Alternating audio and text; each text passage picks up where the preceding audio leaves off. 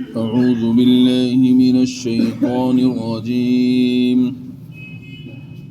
بسم الله الرحمن الرحيم. أرأيت الذي يكذب بالدين فذلك الذي يدع اليتيم ولا يحض على طعام المسكين فويل للمصلين الذين هم عن صلاتهم ساهون الذين هم يراءون ويمنعون الماعون. صدق اللہ العظیم. آج جو سورہ مبارکہ تلاوت کی گئی ہے یہ سورۃ الماعون ہے، اور اس سورہ مبارکہ کی تفسیر و تشریح کا بیان گزشتہ 2 دنوں سے چل رہا ہے، اور یہ بتلایا گیا کہ باری تعالیٰ نے اس سورہ مبارکہ میں کافروں کے احوال کو بیان فرمایا ہے، اور بیان فرما کر یہ سمجھایا گیا کہ یہ عادتیں کافروں کے اندر ہوتی ہیں، منافقوں کے اندر ہوتی ہیں. ایمان والوں کو اپنے آپ کو ان عادات سے، ان حالات سے بچانا چاہیے. اگر کوئی ایمان والا بھی ان عادات کو اپنے اندر لے کر آتا ہے تو جس طرح سے سزا منافقوں کی اور کافروں کی ہے، اس طرح کی سزا سے پھر ایمان والا بھی نہیں بچ پائے گا. تو ان کی ایک بنیادی خرابی تو یہ ہے کہ یہ لوگ آخرت کا انکار کرتے ہیں، اور آخرت کا انکار کرنے ہی کی وجہ سے یہ لوگ پھر یتیموں کو دھکا دیتے ہیں. میں نے پہلے عرض کیا آخرت کی یاد دہانی اور اس بات کا استحضار کہ مجھے مرنا ہے، اور مرنے کے بعد باری تعالیٰ کے سامنے کھڑے ہو کر دنیا میں کیے ہوئے اپنے تمام اعمالوں کا حساب دینا ہے. یہ ایسی چیز ہے کہ جو انسان کو گناہوں سے، برائیوں سے، اللہ تعالیٰ کی نافرمانی سے بچاتا ہے.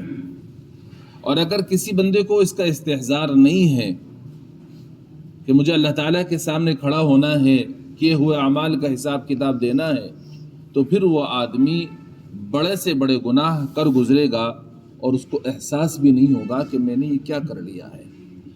تو ہمیں ہمیشہ آخرت کا استحضار رہنا چاہیے، آخرت کو ہمیشہ ہمیں یاد رکھنا چاہیے تاکہ گناہوں سے بچنا ہمارے لیے آسان ہو جائے.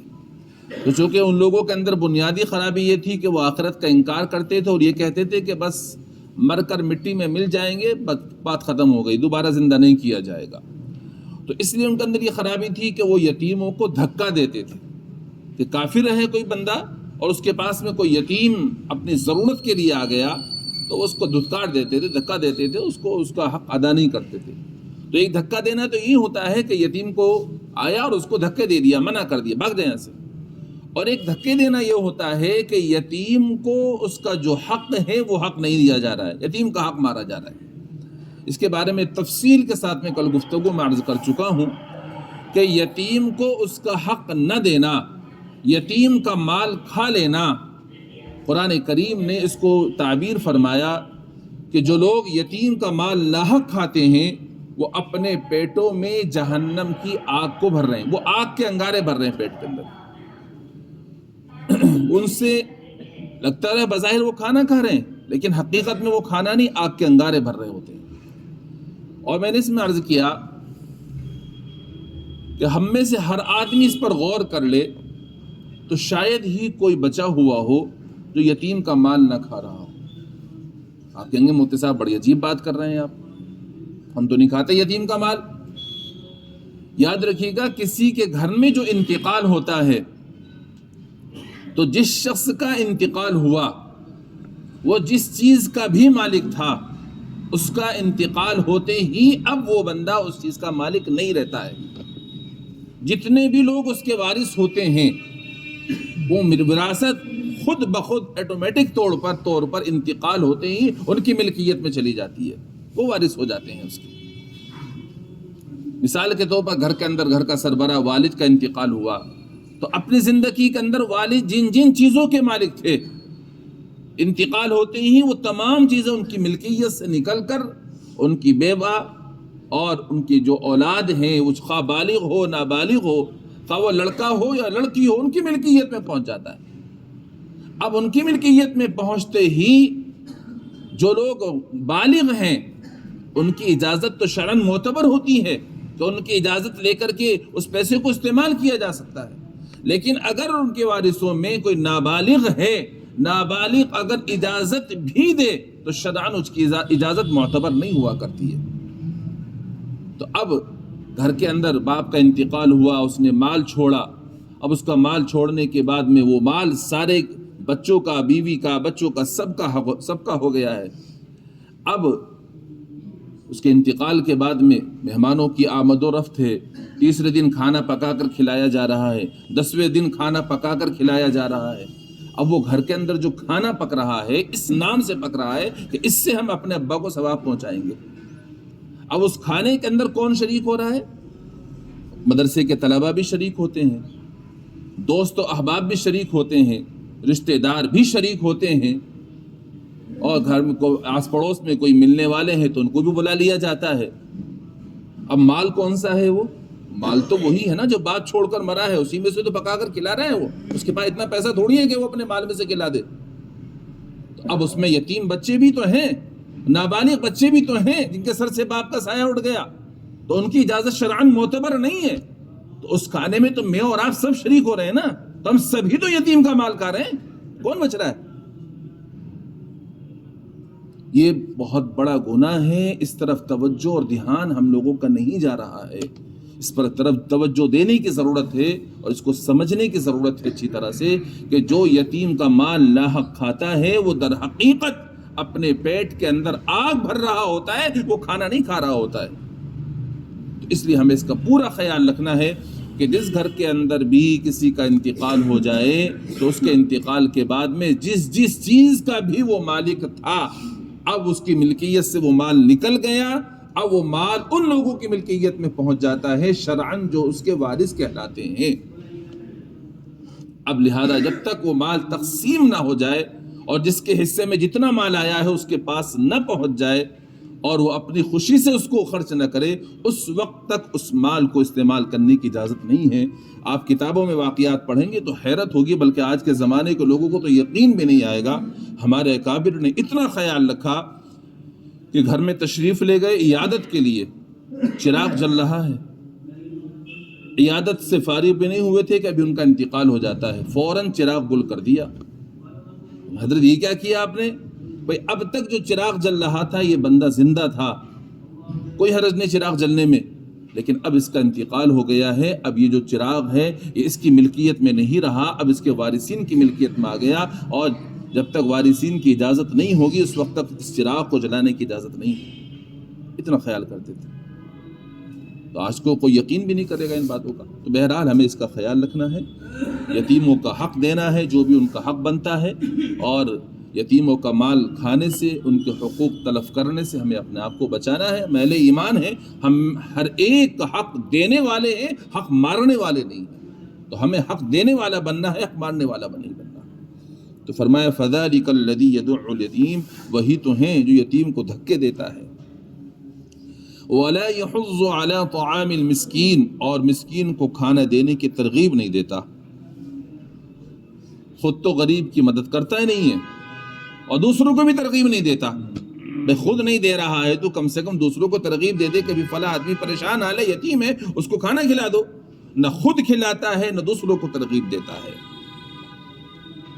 ہمارے زمانے کا حال تو یہ ہو گیا کہ اب لوگ زکوٰۃ خود مانگتے ہیں، لوگ زکوٰۃ خود مانگتے ہیں کہ جی ہمیں زکوٰۃ دے دو، ہمیں صدقہ دے دو۔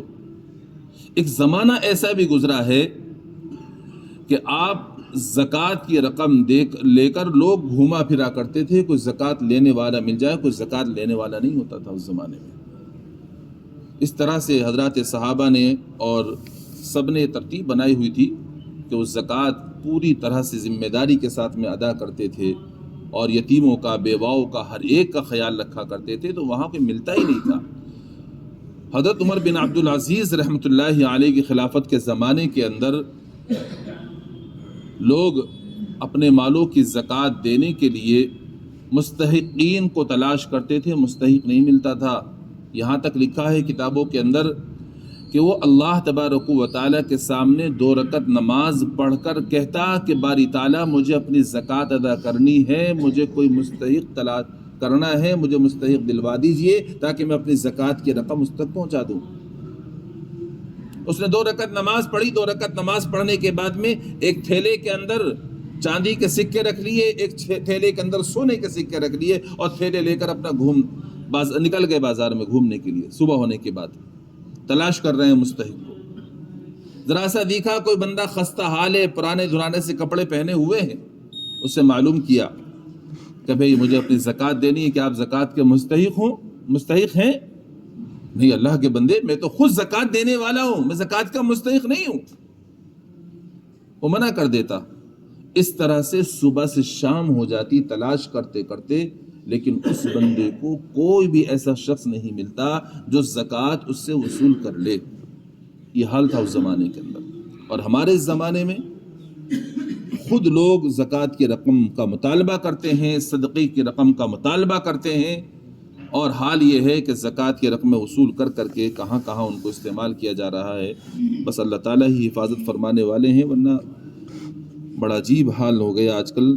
جو لوگ مستحق نہیں ہیں زکوٰۃ کے، وہ زکوٰۃ کی رقم لے رہے ہیں، کھا رہے ہیں، وہ حقیقت میں زکوٰۃ کی رقم نہیں کھا رہے ہوتے ہیں۔ بہت سخت باتیں علماء نے اس سلسلے میں لکھی ہیں، تو اس لیے ہمیں اس سے احتیاط برتنی چاہیے۔ مستحق ہوں تبھی زکوٰۃ وصول کریں، اگر مستحق نہیں ہے تو ہمیں زکوٰۃ کو وصول نہیں کرنا چاہیے۔ اور یتیم بیواؤں کو ہمیں خوب خیال رکھنا چاہیے ان کو۔ اچھا یہ بھی یہاں دھوکہ لگا ہوا ہے لوگوں کو کہ جو صاحب یتیم ہے تو یہ سمجھتے ہیں یہ زکوٰۃ کے مستحق ہیں، بیوہ ہے تو سمجھتے ہیں زکوٰۃ کے مستحق ہے۔ یاد رکھیے گا، صرف بیوہ ہونے کی وجہ سے کوئی عورت زکوٰۃ کی مستحق نہیں بنتی، صرف یتیم ہونے کی وجہ سے کوئی بچہ زکوٰۃ کا مستحق نہیں بنتا ہے۔ اگر یتیم ہے اور وہ خستہ حال ہے، غریب ہے، مسکین ہے، تو وہ زکوٰۃ کا حقدار بنے گا۔ بیوہ ہے، صرف بیوہ ہونے کی وجہ سے زکوٰۃ کی مستحق نہیں ہے، اگر غریب ہے، مسکین ہے، تو وہ زکوٰۃ کی مستحق نہیں ہے۔ لیکن ہمارے یہاں اس کا بالکل بھی خیال نہیں رکھا جاتا۔ اگر کوئی یتیم پتہ لگا ہمیں اس کے باپ کا انتقال ہو گیا، ہمیں پتہ لگا کہ یہ عورت بیوہ ہے، تو اس کے یہاں خوب زکوٰۃ کی رقمیں پہنچائی جا رہی ہوتی ہیں، خوب اکٹھا کر کر کے پیسے ان کے یہاں پہنچائے جا رہے ہوتے ہیں، جبکہ ان کو پتہ ہے کہ مرنے والا اتنا مال چھوڑ کر مرا ہے کہ بیوہ کہ اولاد اگر کچھ دن کاروبار نہ بھی کرے تو وہ آرام سے کھا پی سکتی ہے، لیکن پھر بھی لوگ ہمدردی دکھاتے ہیں اور زکوٰۃ کی رقمیں پہنچا رہے ہوتے ہیں۔ اس طرح سے زکوٰۃ ادا نہیں ہوتی، اور جو زکوٰۃ وصول کر رہی ہے بیوہ یا بچے زکوٰۃ وصول کر رہے ہیں وہ بھی گناہگار ہوں گے کہ جب ہم مستحق نہیں ہیں تو ہم زکوٰۃ کی رقم کیوں لے رہے ہیں۔ تو ہمیں خود بھی خیال رکھنا چاہیے، اور وہ تحقیق کرنے کے بعد تب زکوٰۃ کی رقم ادا کرنی چاہیے۔ فرمایا وَلَا يَحُضُّ عَلَىٰ طَعَامِ الْمِسْكِينِ، اور مسکین کو کھانا دینے کی ترغیب نہیں دیتا۔ فَوَيْلٌ لِّلْمُصَلِّينَ الَّذِينَ هُمْ عَنْ صَلَاتِهِمْ سَاهُونَ، پھر بڑی خرابی ہے ان نماز پڑھنے والوں کی جو اپنی نماز سے غفلت برتتے ہیں۔ بڑی خرابی ہے ان نماز پڑھنے والوں کی جو اپنی نماز سے غفلت برتتے ہیں۔ یہ در حقیقت منافقوں کے بارے میں بیان فرمایا گیا ہے۔ بہت سے لوگ ایسے ہیں جو اپنے آپ کو کہتے ہیں کہ جی ہم مسلمان ہیں، لیکن حقیقت میں وہ مسلمان نہیں، بلکہ ان کے دل کے اندر کفر اور شرک بھرا ہوا ہے۔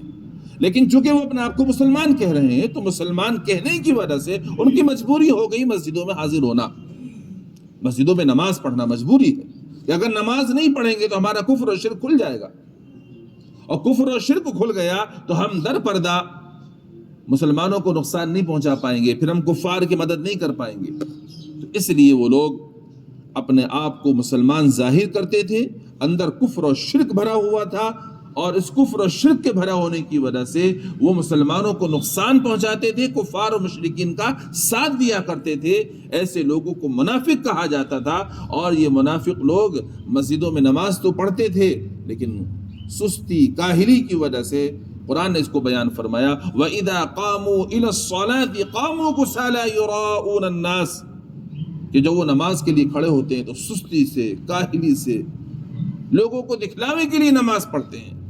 یہ نماز ہے منافقوں کی، اس طرح سے وہ نماز پڑھتے ہیں. تو مسلمانوں کو اس طرح سے نماز نہیں پڑھنی چاہیے.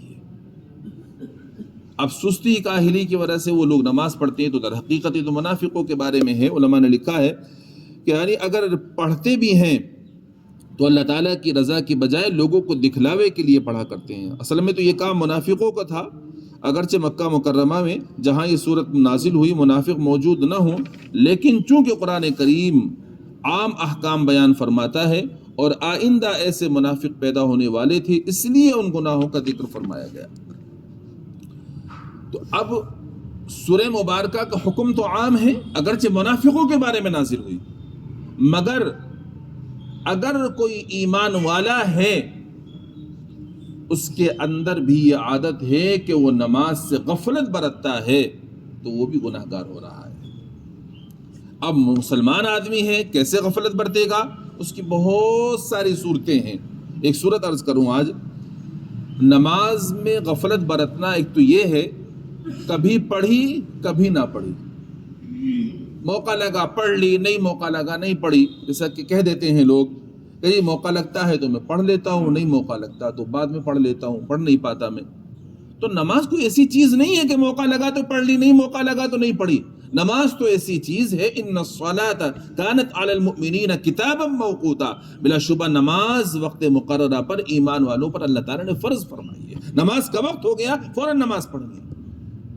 ایک تو یہ ہوا کہ نماز کو پڑھ تو رہا ہے لیکن کیسے پڑھ رہا ہے؟ غفلت کے ساتھ میں پڑھ رہا ہے. موقع ملا پڑھ لی، کبھی نہیں پڑھی، تو اس طرح سے یہ بھی غفلت کے اندر آتا ہے. اور یہ نماز کو جو اس کا مستحب وقت ہے، مستحب وقت میں پڑھنے کی بجائے اس کو ٹال رہا ہے، اور جب نماز کا وقت ختم ہونے والا ہے اس وقت میں وہ نماز پڑھ رہا ہے، یہ بھی غفلت میں ہے. حضور اکرم صلی اللہ تعالی علیہ وآلہ وسلم نے ارشاد فرمایا منافقوں کی نماز سے بچو. 3 مرتبہ ارشاد فرمایا منافقوں کی نماز سے بچو، منافقوں کی نماز سے بچو. صحابہ کرام نے معلوم کر لیا اللہ کے نبی تو ارشاد فرمائیے منافقوں کی نماز کیسی ہے، کیسے بچے اس سے؟ آپ نے فرمایا کہ نماز کا وقت شروع ہو جاتا ہے وہ نماز نہیں پڑھ رہا ہے، نماز کو ٹال رہا ہے. اب دیکھا کہ وقت ختم ہونے والا ہے، جلدی سے آیا اور نماز پڑھنی شروع کی اور مرغے کی سی چونچ ماری، بس نماز پوری کر لی اس نے. مثلا اس کو اس طرح سمجھیے گا کہ عصر کی نماز کا وقت شروع ہوا، اب عصر کی نماز کے وقت کو وہ ٹلا رہا ہے. اب دیکھا کہ سورج چھپنے والا ہے، جلدی سے آ کر کے اس نے نماز پڑھی اور اسے دیکھ رہا ہے کہ 3 منٹ 4 منٹ رہ گئے نماز میں، اب وہ جلدی نماز پڑھ رہا ہے. ابھی سجدے میں سر رکھا ہی تھا فوراً اٹھا لیا، پھر سجدے میں سر رکھا فوراً اٹھا لیا، رکوع میں گیا فوراً اٹھا لیا. تو یہ جو نماز پڑھ رہا ہے نا، یہ چونچ مار رہا ہے مرغے کی طرح سے، جیسے مرغا دانہ چگنے کے لیے چونچ مارتا ہے، اس طرح سے نماز پڑھ رہا ہے. تو یہ اس طرح سے نماز پڑھنا یہ منافقوں کی نماز ہے. اس طرح کی نماز پڑھنے سے ایمان والوں کو اپنے آپ کو بچانا چاہیے. جو اس طرح سے نماز پڑھتا ہے وہ نماز میں غفلت برت رہا ہے، وہ نماز کو صحیح طریقے سے نہیں پڑھ رہا ہے. تو ایک مفہوم اس کا ذہن میں رکھیے گا کہ پھر بڑی خرابی ہے ان نماز پڑھنے والوں کی جو اپنی نماز سے غفلت برتتے ہیں. الذین هم یراؤون، جو دکھلاوا کرتے ہیں، ویمنعون الماعون، اور دوسروں کو معمولی چیز دینے سے بھی انکار کرتے ہیں. نماز سے غفلت برتنے کی میں نے 1-2 مثال آپ کو دی ہیں، باقی انشاءاللہ اور مزید آئندہ آپ کے سامنے عرض کروں گا. باری تعالیٰ سے دعا ہے اپنا فضل فرما کر ہم سب کو عمل کی توفیق مرحمت فرمائے، اور ہر ایک کے حقوق کا خیال رکھتے ہوئے زندگی گزارنے کی توفیق مرحمت فرمائے. کسی کا بھی حق تلف کرنے سے، حق مارنے سے ہم سب اہل ایمان کی اللہ تعالیٰ اپنے فضل سے حفاظت فرمائے. سبحان اللہ بحمدہ، سبحانک اللہم ونشہد ان لا الہ الا انت نستغفرک ونتوب الیک. سبحان ربک رب العزة عما یصفون وسلام علی المرسلین والحمد للہ رب العالمین.